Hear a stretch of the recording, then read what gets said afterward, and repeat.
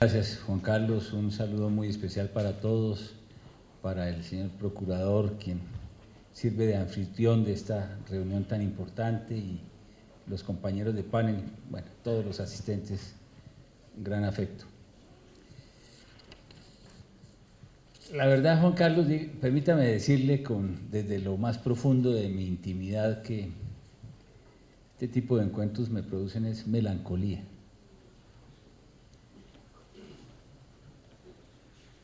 Esta es una sociedad que no ha podido consensuar de qué manera puede fortalecer la democracia a partir de la confrontación libre de las ideas, convocando el interés popular por un mejor destino, por un mejor puerto, por un mejor país, incluyente.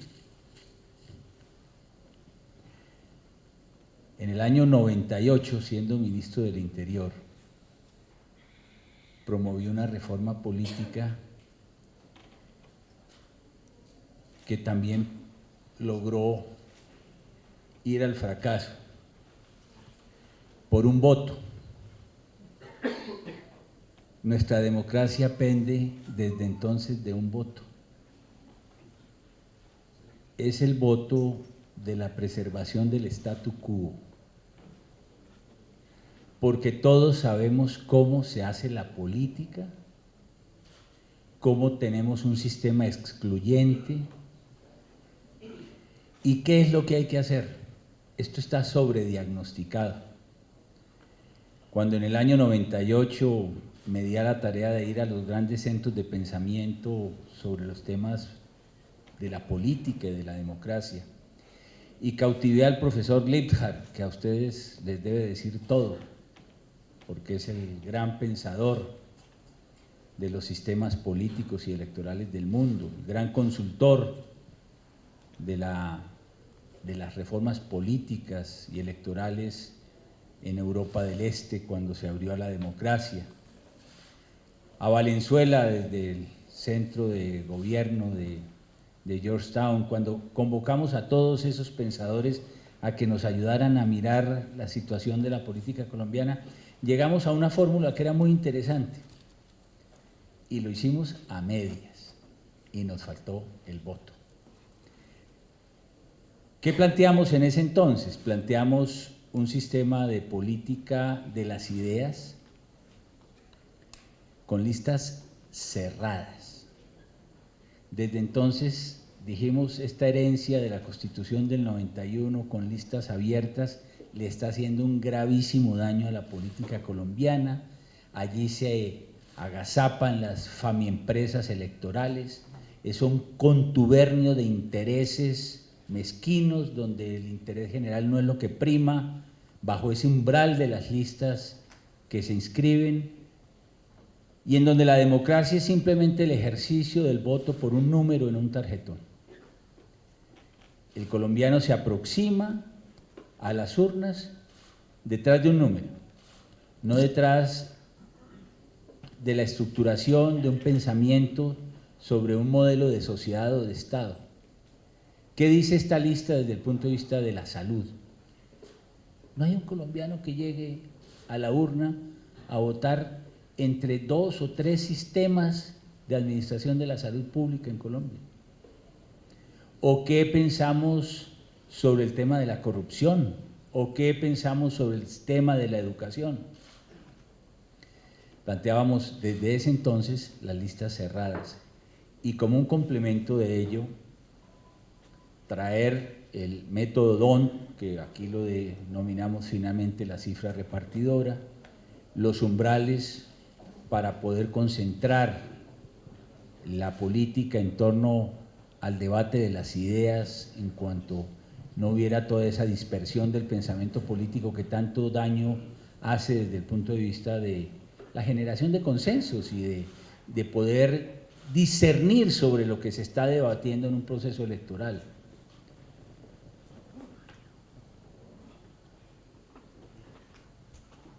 Listas cerradas, cifra repartidora o método DON, umbrales y financiamiento.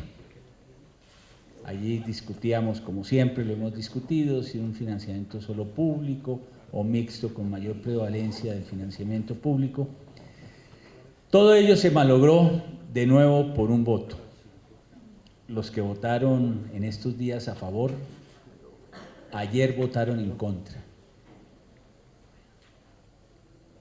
Todos, unos y otros con mezquindad, por intereses políticos, en medio de esta fractura política que vive el país.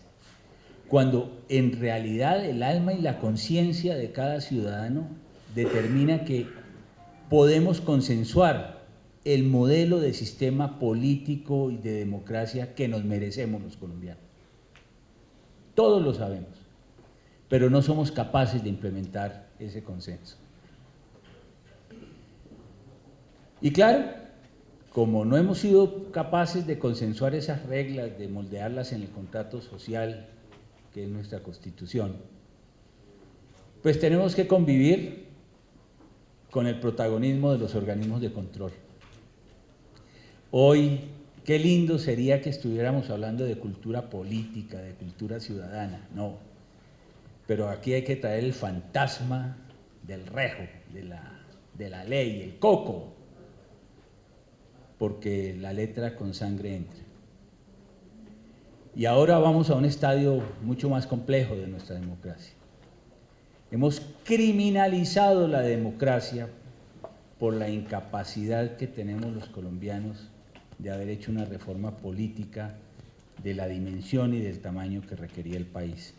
Y por eso acabamos de promulgar la ley 1864, que quien lo creyera en este proceso de criminalización de la vida social, ahora le entrega la suerte de la democracia al poder acusatorio del Estado, a la Fiscalía General de la Nación. Todo se convirtió en delito. Y claro, ahí hay un mandato legal que tenemos que cumplir y sobre lo cual podemos hablar en el curso de este coloquio tan interesante. Pero realmente, ¿vamos bien? Eso es lo que deberíamos hacer. Como no logramos pergeñar, y esa es la mejor expresión castiza, pergeñar, unas adecuadas reglas para la democracia y para la política, para la inclusión. El problema de nuestra democracia es la falta de representación. Como no logramos hacerlo, entonces nos inventamos es un modelo de preservar el statu quo y asustar a la comunidad de electores, de protagonistas del proceso político, con unas reglas que introducen el tema de la prisión en la democracia colombiana. Y claro, aquí va a haber unos elementos que van a gravitar en este proceso político que van a ser muy interesantes y que van a tener que ver con este tema de la criminalización de la política y de la democracia en Colombia. Por supuesto, el tema de la financiación de las campañas, que hasta ahora no era un delito en Colombia. Del origen lícito de los fondos en la financiación de las campañas. Y allí sí tenemos que mandar un mensaje todos a una, como lo hemos venido haciendo con el señor procurador, con el señor registrador, con el señor contralor que hoy nos representa, la señora vicecontralora. El narcotráfico empieza a asomar las narices en la democracia otra vez, en este boom de los narcocultivos, donde la demanda por liquidez es inusitada. Las capturas que estamos haciendo en flagrancia de porte de efectivo en muchos de estos lugares donde la economía es de naturaleza ilícita, los narcocultivos, empieza a verse que esa liquidez ilícita va a terminar siendo una amenaza para el proceso democrático. Y allí los organismos de control vamos a tener que estar muy atentos. Dineros del narcotráfico, la democracia ya padeció esto en los años 80. Dineros del paramilitarismo o de movimientos de clanes organizados que quieren cooptar espacios en la política colombiana. Y ojalá que no sea así, que los nuevos partidos políticos, el partido político de la reinserción en la democracia, que no se nutra de activos ilícitos porque estará incurriendo en un tipo penal. Hoy mismo, en este momento, se está anunciando en la Fiscalía, nuestro Departamento de Finanzas Criminales está evidenciando más de 100.000 millones de pesos de una estructura de testaferrato de los antiguos combatientes de las FARC en el suroccidente del país, que han sido incautados y que no habían sido confiados al Estado colombiano como lo imponían las reglas del acuerdo de paz. Y eso evidencia la existencia de esos recursos. Y no es posible hacer política con cargo a activos ilícitos que no fueron saneados en ese acuerdo de reconciliación que hicimos los colombianos. Porque bienvenidos a la democracia y ojalá todos sin los viejos vicios de la democracia colombiana. Sí, la Fiscalía entiende que ha recibido un mandato y tiene que cumplirlo. Y si, como no pudimos apelar a la cultura ciudadana, lo que tenemos que hacer es apelar al poder disuasivo del derecho criminal. Entonces, vamos a lograr que el poder disuasivo del derecho penal se imponga en materia de las reglas de la democracia. A eso sí no les quepa duda.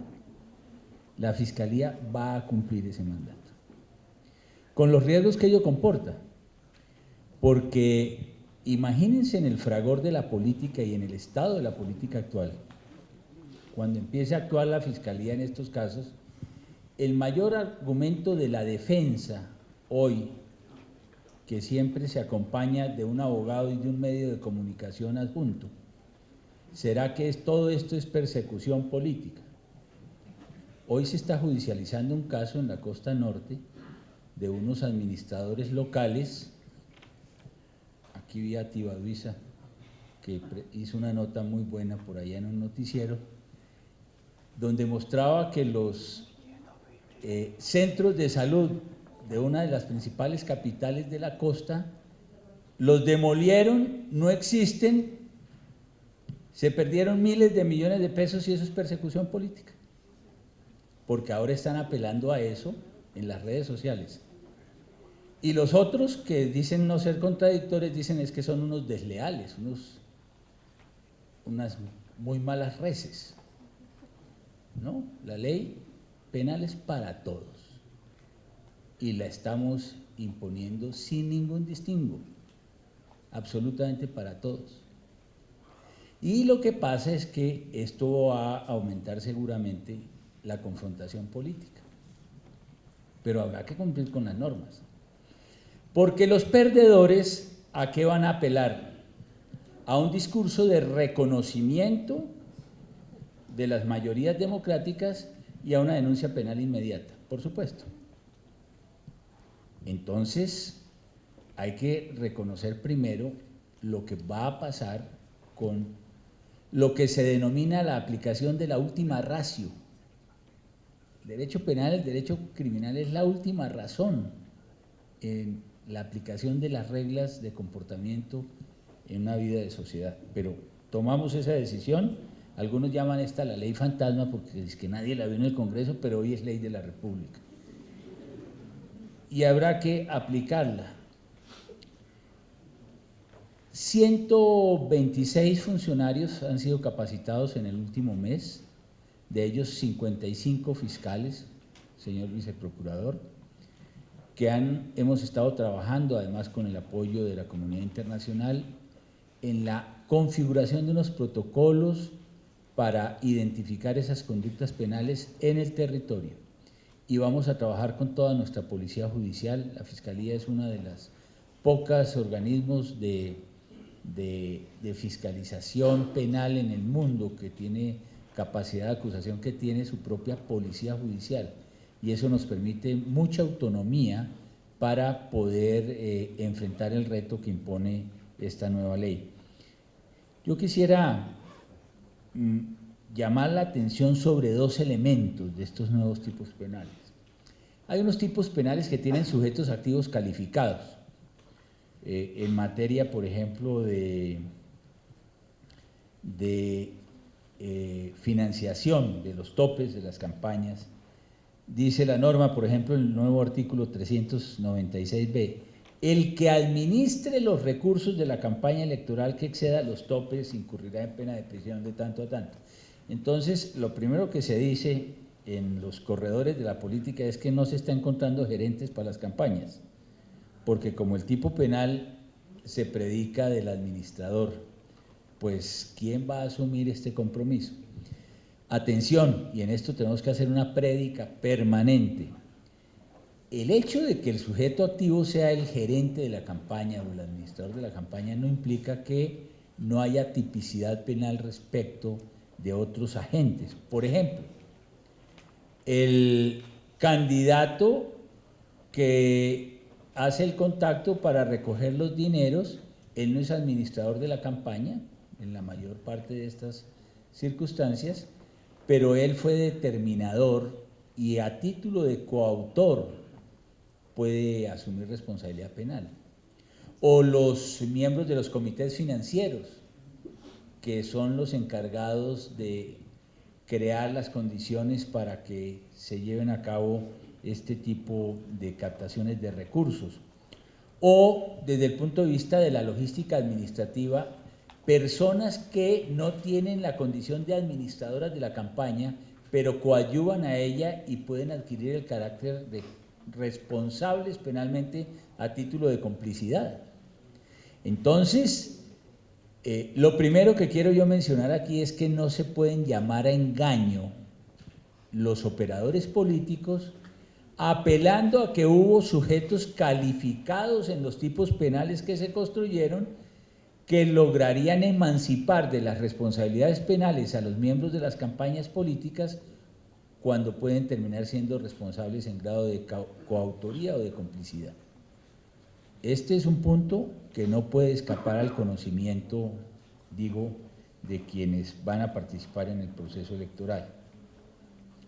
Ahora, hay otros tipos que son de resultado y en ese sentido admiten la responsabilidad penal a título de tentativa. Y eso es determinante en el análisis de los distintos tipos penales que aquí se han construido, porque pareciera ser que la lectura a rajatabla del tipo penal, al amparo del principio de legalidad y de tipicidad, lleva a los intérpretes o a algunos de ellos a decir que en los delitos que están incorporados en la nueva legislación, que dicen relación con comportamientos de resultado, no habría responsabilidad penal. Y en ese sentido, quiero recordarles desde la dogmática del derecho penal que también en esa clase de tipos penales de resultado, la tentativa como actos determinantes, que son el inicio en la fase de preliminar del iter criminis para producir el resultado, que son eficaces para la consumación del delito, pero que no termina consolidándose por hechos externos a la voluntad de la gente, no eximen de responsabilidad penal. La tentativa penal en los delitos de resultado, porque es que la pluma del legislador también fue muy cuidadosa aquí, creando sujetos activos calificados y creando delitos de resultado, no exime responsabilidades tampoco a título de tentativa. Luego, quienes empiecen el proceso, así no se produzca el resultado, van a tener que comparecer y ser imputados por la justicia penal. Ese es un tema supremamente delicado y en lo cual en los cuadros de campañas debe hacerse absoluta claridad para evitar confrontaciones con la Fiscalía y con la justicia en su conjunto al momento de formularse las imputaciones e iniciarse los procesos correspondientes. Que tanto nos ayudan en estos procesos. Nosotros tenemos construido una relación magnífica con el MOE y que tiene que profundizarse y ser cada vez mejor. Frente a los riesgos que tiene la democracia en procesos como los que vienen aquí por la campaña de la elección de Congreso y las presidenciales. Pero yo creo que el mayor riesgo, y a ver si en eso nos podemos articular y ustedes desde la sociedad civil pueden hacer mucho, el mayor riesgo es que un colombiano llegue a la urna sin saber por qué va a votar. ¿Por qué no ayudan a visibilizar en los grandes temas nacionales cuál es la posición política de esas listas? ¿Qué dice la lista A en materia de reforma judicial? ¿O vamos a pasar este tranche de la vida institucional y democrática del país sin saber cómo vamos a resolver este problema? Habrá quienes consideren que la fórmula es una constituyente, por ahí se vive mencionando, que nos lo digan. Que nos lo digan, o que si las reformas se van a llevar al Congreso, cuáles son las reformas, pero que el colombiano sepa a qué lo están invitando a votar, en materia de salud, en materia de impuestos, en materia de gasto público, en materia de corrupción. ¿Cuáles son los ejes vertebrales hoy del momento que está viviendo la sociedad colombiana frente a los que nosotros necesitamos establecer qué es lo que nos ofrecen, pero sobre todo qué es a lo que se comprometen, y que desde la sociedad civil se haga un seguimiento a todos esos temas? Yo creo que el mayor riesgo en una democracia muy madura como la nuestra es que los colombianos sigan llegando por factores ajenos a la ideología o a la concepción de Estado y de sociedad de quienes se postulan para el ejercicio de estos cargos, o como se dice muy coloquialmente en los medios de comunicación los días de elecciones, es que nosotros aquí no votamos a favor de, sino en contra de, que es parte del ejercicio de la democracia inmadura en Colombia. La sociedad civil puede ayudar mucho en este aspecto al país.